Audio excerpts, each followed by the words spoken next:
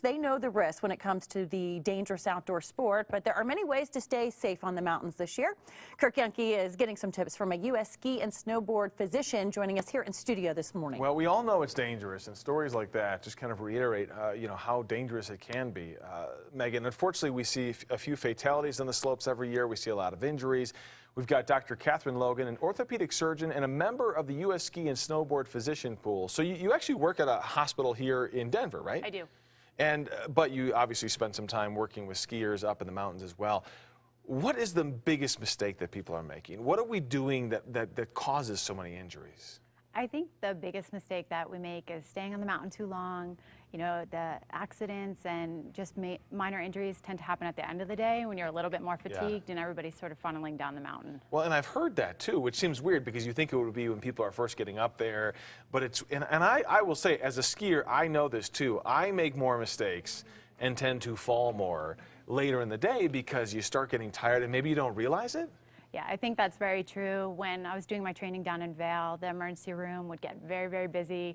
3 o'clock, 4 o'clock, 5 o'clock. That was when we would see most of the traumas come in, and our legs are tired, and then there's just like a large volume of people all funneling down to the bottom of the mountain.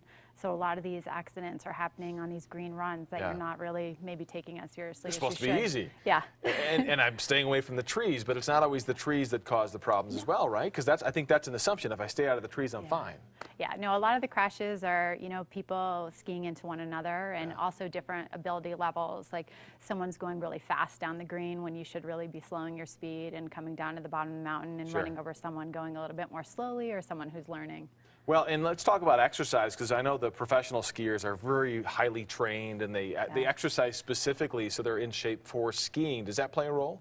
It does. I think, your training, if you're really serious about it, should really start in the summer and into the fall. And you're focusing on strengthening your core, your hips, your glutes, and it's not just about what we used to traditionally think about, just strengthening your quads. And I think back to when I was learning to ski when I was in high school, and it really honestly wasn't that long ago, maybe 20 years ago, something like that. But there were no helmets. No. The equipment is so much different. What pieces of equipment are must-haves for everyone skiing? The helmet is obviously a must-have.